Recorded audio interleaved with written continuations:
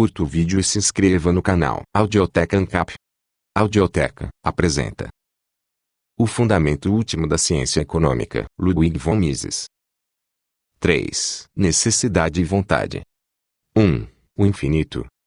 A negação, a noção de ausência ou inexistência de algo, ou a rejeição de uma proposição, é concebível à mente humana. Mas a noção de uma negação absoluta de tudo, a representação de um nada absoluto, está para além da compreensão do homem. O mesmo vale para a noção de uma emergência espontânea, a noção de um princípio absoluto. Deus, ensina a Bíblia, fez o mundo do nada, mas o próprio Deus ali esteve e estará ali por toda a eternidade, sem um princípio e sem um fim. Visto pela mente humana, tudo o que acontece com algo que existia antes. A emergência de algo novo é vista como a evolução, a maturação, de algo que já estivesse potencialmente presente naquilo que existia antes. A totalidade do universo tal como ele era ontem já incluía potencialmente a totalidade do universo tal como ele é hoje. O universo é um contexto de elementos que tudo compreende, uma continuidade que se prolonga no infinito, uma entidade a qual atribuir uma origem ou um fim está para além da capacidade mental do homem. Tudo o que é,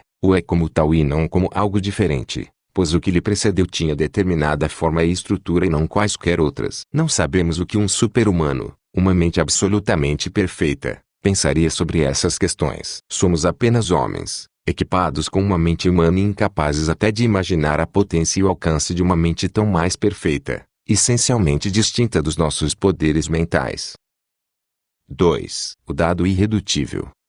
Por conseguinte, a pesquisa científica jamais será bem-sucedida em fornecer uma resposta completa para os chamados enigmas do universo. Não pode jamais mostrar como de um nada inconcebível emergiu tudo o que é, nem como pode tudo o que existe desaparecer um dia, restando apenas o nada. A pesquisa científica encontra cedo ou tarde, mas inevitavelmente, algo dado de modo definitivo, que não se pode rastrear até algo mais de que parecesse derivar regular ou necessariamente. O progresso científico consiste em fazer com que esse dado irredutível recue ainda mais, mas sempre resta algo que, para a mente humana, sedenta por tudo conhecer, em dada fase da história da ciência, a parada provisória. Foi somente a rejeição de todo pensamento filosófico e epistemológico por parte de alguns brilhantes, porém bitolados, físicos das últimas décadas o que deu ao fato de eles não conseguirem rastrear certos fenômenos até outros. Isso era para eles um dado irredutível, o caráter de uma refutação ao determinismo. Talvez seja a verdade,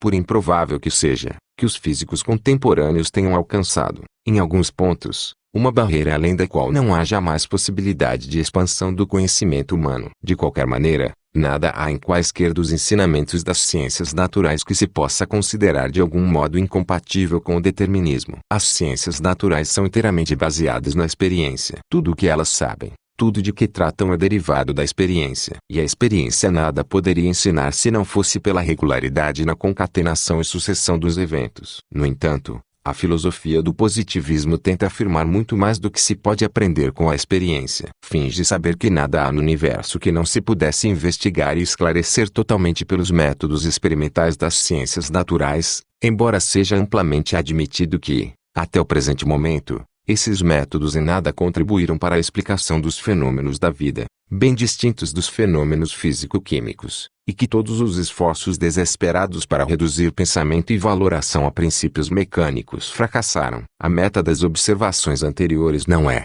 de forma alguma, expressar qualquer opinião sobre a natureza e estrutura da vida e da mente. Este ensaio, como dito nas primeiras palavras do respectivo prefácio, não é uma contribuição à filosofia. Temos que nos referir a esses problemas somente para mostrar que o tratamento que o positivismo lhes concede implica um teorema para qual não se pode fornecer nenhuma justificação experimental, a saber, o teorema de que todos os fenômenos observáveis são passíveis de se reduzirem a princípios físicos e químicos. De onde os positivistas derivaram este teorema? Seria engano certo qualificá-lo como uma suposição a priori. É traço característico de uma categoria a priori que qualquer suposição diferente no que diz respeito ao tópico tratado se apresente à mente humana como impensável e autocontraditória. Mas este certamente não é o caso do dogma positivista de que estamos tratando. As ideias transmitidas por certos sistemas religiosos e metafísicos não são impensáveis, tampouco autocontraditórias. Nada em sua estrutura forçaria qualquer homem razoável a rejeitá-las pelas mesmas razões que ele teria, por exemplo, para rejeitar a tese de que não existe diferença ou distinção entre a e não a. O abismo que, na epistemologia, separa os eventos no campo investigado pelas ciências naturais daqueles no campo do pensamento e da ação jamais se estreitou por nenhum dos achados e conquistas das ciências naturais. Tudo o que sabemos sobre as relações de mutualidade e interdependência desses dois domínios da realidade é metafísica. A doutrina positivista que nega a legitimidade de uma doutrina metafísica não é menos metafísica do que muitas das doutrinas das quais diverge. Isto quer dizer, o que tem o homem no presente estado da civilização e do conhecimento humano diz a respeito de questões como a alma, a mente, a crença, o pensamento, a razão e a vontade não tem o caráter epistemológico de ciência natural e de modo algum pode ser considerado conhecimento científico. Um homem honesto, perfeitamente familiarizado com todas as conquistas da ciência natural contemporânea, terá de admitir, livre e incondicionalmente, que as ciências naturais não sabem o que é nem como funciona a mente, e que seus métodos de pesquisa não são adequados para lidar com os problemas com que lidam as ciências da ação humana. Prudentes teriam sido os defensores do positivismo lógico ao levar a sério o conselho de Wittgenstein: o que não se pode falar, deve-se calar. 3. Estatística. A estatística é a descrição, em termos numéricos, de experiências relativas aos fenômenos não sujeitos à uniformidade regular. Enquanto há regularidade discernível na sucessão dos fenômenos, não é necessário recorrer à estatística. O objetivo vital da estatística não é estabelecer o fato de que todos os homens são mortais, mas informar sobre a duração da vida humana, uma grandeza que não é uniforme. A estatística é, portanto, um método específico da história. Onde há regularidade, a estatística não poderia mostrar nada além de que é sucedido por P em todos os casos, e por algo diferente de P, em caso nenhum. Se a estatística mostra que é sucedido por P em X% de todos os casos A, e por Q em 100x%, devemos supor que um conhecimento mais perfeito terá que dividir em dois fatores, B e C, dos quais o primeiro seja regularmente sucedido por P, e o segundo, por Q. A estatística é um dos recursos da pesquisa histórica. Há, no campo da ação humana, certas ocorrências e eventos cujos traços característicos podem ser descritos em termos numéricos. Assim, por exemplo, o impacto de uma determinada doutrina sobre as mentes das pessoas não permite qualquer expressão numérica. Sua quantidade só pode ser averiguada pelo método do entendimento específico das disciplinas históricas. No entanto, o número de pessoas que perderam a própria vida lutando para ordenar as condições sociais de acordo com uma determinada doutrina, recorrendo a guerras, revoluções e assassinatos, pode ser determinado em dados precisos caso toda a documentação requerida esteja disponível. A estatística fornece informação numérica sobre fatos históricos, ou seja, sobre eventos ocorridos num determinado período de tempo, a determinadas pessoas e numa determinada área. Lida com o passado, e não com o futuro. Como qualquer outra experiência do passado, pode ocasionalmente prestar importantes serviços no planejamento para o futuro, mas nada diz que ele seja diretamente válido. Não existem leis estatísticas. As pessoas recorrem aos métodos da estatística precisamente quando não estão em posição de encontrar regularidade na concatenação e sucessão dos eventos. A mais celebrada realização da estatística, as tábuas de mortalidade, não mostram estabilidade, e sim mudanças nas taxas de mortalidade da população. A média de vida humana muda no curso da história mesmo sem haver mudanças no meio ambiente natural, pois muitos fatores que afetam são resultado da ação humana, como, por exemplo, violência, dietas, medidas médicas e profiláticas, a oferta de gêneros alimentícios, entre outros. O conceito de lei estatística teve origem quando alguns autores, lidando com o comportamento humano, não conseguiram perceber por que certos dados estatísticos só mudam lentamente e, cegos de entusiasmo, associaram precipitadamente a lentidão com a ausência de mudança. Deste modo, convenceram-se de que tinham descoberto regularidades, leis, na conduta das pessoas, para as quais nem eles próprios nem mais ninguém tinha explicação que não a suposição, necessário enfatizar, infundada, de que a estatística as havia demonstrado. Da instável filosofia desses autores os físicos emprestaram o termo lei estatística, embora lhe dessem uma conotação diferente da atribuída no campo da ação humana. Não é nossa tarefa lidar com o significado que esses físicos e as gerações posteriores de físicos atribuíram ao termo, ou com os serviços que a estatística pode prestar à pesquisa experimental e à tecnologia. A órbita das ciências naturais é o campo em que a mente humana é capaz de descobrir relações constantes entre vários elementos. O que caracteriza o campo das ciências da ação humana é a ausência de relações constantes, exceto por aquelas com que lida a praxeologia. No primeiro grupo de ciências, há leis da natureza e medição. No segundo, nem medição nem leis, a parte a praxeologia, há apenas história, inclusive a estatística. 4. Livre-arbítrio.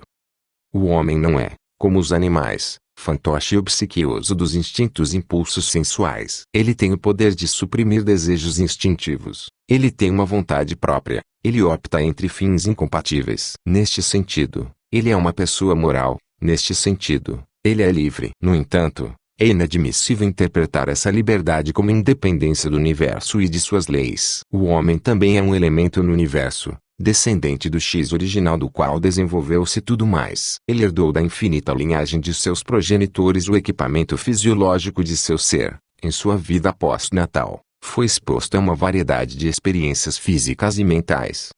Em cada instante de sua vida, sua peregrinação terrena, um produto de toda a história do universo. Todas as suas ações são o resultado inevitável de sua individualidade, moldada por tudo o que lhe precedeu. Um ser onisciente pode ter corretamente antecipado cada uma de suas escolhas, mas não temos que lidar com os intrincados problemas teleológicos que o conceito de onisciência traz à tona. Liberdade de arbítrio não significa que as decisões que guiam a ação de um homem venham, por assim dizer, de fora para dentro da estrutura do universo, adicionando-lhe algo que não tivesse relação ou independência dos elementos que a formavam desde antes. Ações são dirigidas por ideias, e ideias são produtos da mente humana. Esta, por sua vez, é definitivamente uma parte do universo, tendo o seu poder estritamente determinado por toda a estrutura do universo. O termo liberdade de arbítrio refere-se ao fato de que as ideias que levam um homem a tomar uma decisão, uma escolha, como todas as demais ideias, não são produzidas por fatos externos, não refletem as condições da realidade e não são exclusivamente determinadas por nenhum fator externo comprovável, ao qual as poderíamos imputar assim como, em todas as outras ocorrências, imputamos um efeito a uma determinada causa. Nada que se possa dizer sobre uma determinada instância do agir e escolher de um homem além de atribuí-la à sua individualidade. Não sabemos como do encontro de uma individualidade humana, isto é, de um homem tal como formado por toda sua herança e experiência, e uma nova experiência resultam determinadas ideias, nem como essas ideias determinam a conduta do indivíduo. Não temos sequer uma perspectiva de como se poderia adquirir tal conhecimento. Mais que isso, damos-nos conta de que se esse conhecimento estivesse ao alcance dos homens e, por consequência, fossem as ideias, e, portanto, a vontade, passíveis de ser manipuladas tal como são as máquinas operadas pelos engenheiros, as condições humanas seriam essencialmente alteradas. Abrir-se-ia um grande abismo entre aqueles que manipulam as ideias e o arbítrio dos outros e aqueles cujas ideias e arbítrio são manipulados por outras pessoas. É precisamente a falta de tal conhecimento que gera a diferença fundamental entre as ciências naturais e as ciências da ação humana. Ao nos referirmos ao livre-arbítrio, salientamos que algo pode ter um papel decisivo na produção dos eventos, algo sobre o que nada podem informar as ciências naturais, algo que nem sequer podem perceber. Contudo, nossa impotência em comprovar um princípio absoluto, a partir do nada, obriga-nos a supor que esse algo invisível e intangível, a mente humana, seja, também, uma parte inerente ao universo, um produto de toda a sua história. O tratamento tradicionalmente dado ao problema do livre-arbítrio refere-se à hesitação do agente antes da resolução final. Nesta fase, o agente flutua entre diferentes cursos da ação, cada qual parecendo ter méritos e deméritos que faltam aos outros. Comparando prós e contras, ele pretende tirar a decisão que se conforme à sua personalidade e às condições específicas do instante tal como ele vê, e assim satisfazer suas preocupações do melhor jeito possível. Isto significa que sua individualidade, o produto de tudo o que, ao nascer, ele herdou de seus antepassados e de tudo o que ela própria viveu até o momento crítico, determina a resolução final. Se, mais tarde, ele reviu seu passado, terá ciência do fato de que seu comportamento em qualquer situação tenha sido completamente determinado pelo tipo de homem que ele era no instante da ação. É irrelevante se, em retrospecto, pode ele próprio ou um observador isento descrever claramente todos os fatores que pesaram na conformação da decisão passada. Ninguém está em posição de predizer, com a mesma segurança que as ciências naturais fazem suas previsões, como alguém irá agir no futuro. Não há método que nos permita saber sobre uma personalidade humana tudo o que seria necessário para fazer tais prognósticos com o grau de certeza que a tecnologia alcança em suas previsões. O modo como historiadores e biógrafos procedem ao analisar e explicar as ações dos homens de quem tratam, reflete uma visão dos problemas envolvidos, mais correta do que volumosos e sofisticados tratados de filosofia moral. O historiador refere-se ao meio espiritual e às experiências passadas do agente, ao seu conhecimento ou ignorância de todos os dados que pudessem influenciar a sua decisão, ao seu estado de saúde e a muitos outros fatores que poderiam ter se apresentado. Ainda assim, com toda a atenção prestada a essas matérias, resta algo que desafia qualquer futura tentativa de interpretação, a saber, a personalidade ou individualidade do agente. Quando tudo sobre o caso já está dito, nenhuma outra resposta, finalmente, serve a porque César cruzou o Rubicão, além de porque ele era César. Ao lidar com a ação humana, não podemos deixar de nos referir à personalidade do agente. Os homens são desiguais, os indivíduos diferem uns dos outros. Isto porque suas histórias pré-natais, assim como pós-natais, nunca são idênticas. 5. Inevitabilidade. Tudo o que acontece estava, sob as condições prevalecentes, fadado a acontecer. Aconteceu porque as forças operantes na sua produção foram maiores do que as forças contrárias. Sua ocorrência foi, neste sentido, inevitável. Não obstante, o historiador que fala retrospectivamente de inevitabilidade não está incorrendo em pleonasmo. O que ele quer é qualificar determinado evento ou série de eventos A como a força atuante na produção de um segundo evento B. A condição, dada a ausência de um fator contrário suficientemente poderoso, é autoevidente. Na falta de um contrapeso, A estaria fadado a resultar em B, e seria admissível chamar o resultado B de inevitável. Em se tratando da previsão de eventos futuros, desconsiderando-se o campo coberto pela lei praxeológica, referir-se à inevitabilidade é um floreio sem significado. Nada acrescenta força conclusiva de uma predição. Apenas atesta a fixação de seu autor. Isto é tudo o que precisa ser dito com relação às efusões proféticas dos vários sistemas de filosofia da história. A inexorabilidade de uma lei da natureza not indicate eines natur processis, que Marx reivindicou para sua profecia é somente um truque retórico. As mudanças decisivas que ocorrem no curso da história cósmica e humana são o efeito composto de um grande número de eventos. Cada um desses eventos auxiliares é estritamente determinado pelos fatores que o precederam e produziram, e o mesmo vale para o papel que desempenham na produção da grande mudança. Mas se, e na medida em que, as cadeias causais de que depende a ocorrência desses vários eventos forem independentes umas das outras, pode resultar uma situação que tem levado alguns historiadores e filósofos a exagerar o papel que o acaso desempenha na história da humanidade. Eles não percebem que os eventos devem ser classificados de acordo com o seu tamanho, à luz do peso de seus efeitos e de sua cooperação na produção do efeito composto. Se apenas um dos eventos menores for alterado, a influência sobre o resultado total será, também, pequena. É um modo um tanto insatisfatório de argumentar. Tivesse a polícia de Sarajevo sido mais eficiente em 14 de junho de 1914,